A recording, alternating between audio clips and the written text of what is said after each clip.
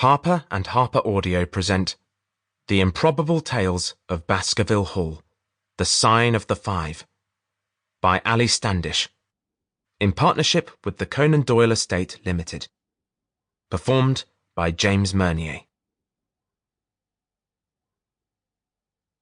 For Arlo Lark, may this be only the first of many shared adventures.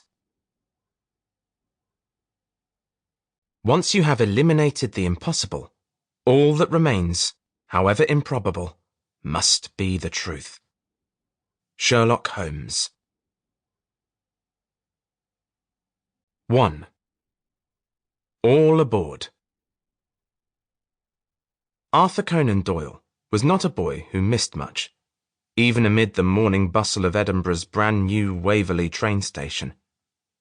Not the headlines on the newspaper pinned beneath the arm of a passing businessman, and not the flash of a nearby thief's hand into the pocketbook of a lady about to climb into a first-class car.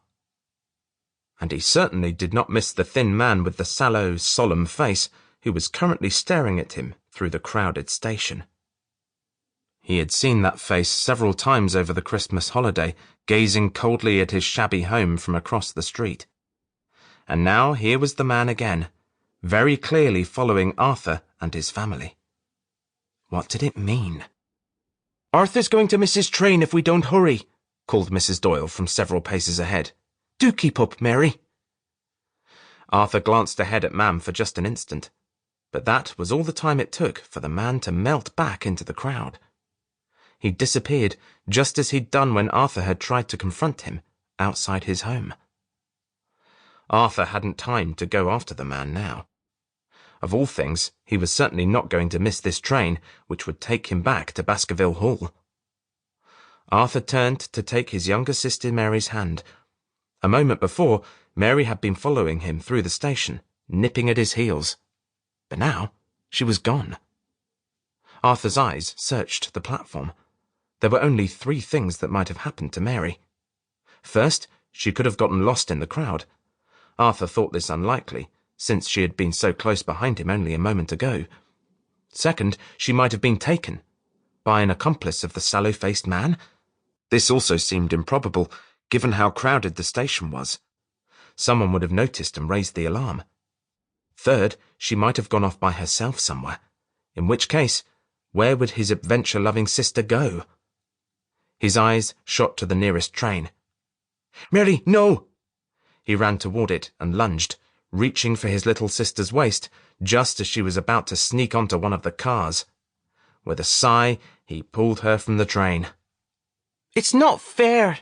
Mary cried out, as Arthur planted her feet back on the station floor. "You get to go on a train.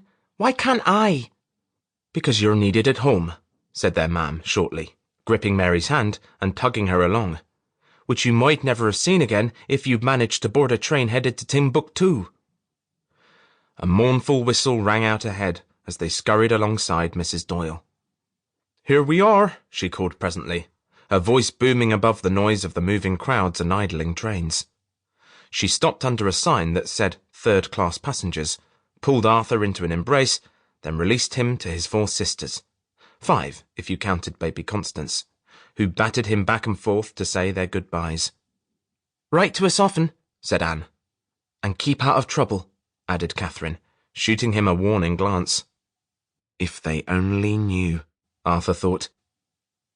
He hadn't told his family half of what had happened in his first term at Baskerville Hall. They didn't know that Dinah Gray, one of his professors, had been hiding an immortality machine at the school.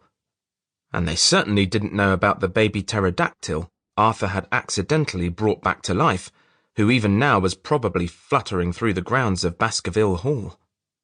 Arthur felt a flurry of excitement. He couldn't wait to return.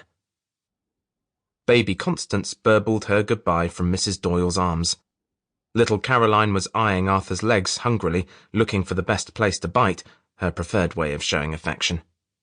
Mary was refusing to speak to Arthur, as he'd spoiled her escape plan. "I'll put in a good word for you at school," he murmured in her ear, "so that when you're old enough, maybe you can come too." At this, Mary Sample complete. Ready to continue?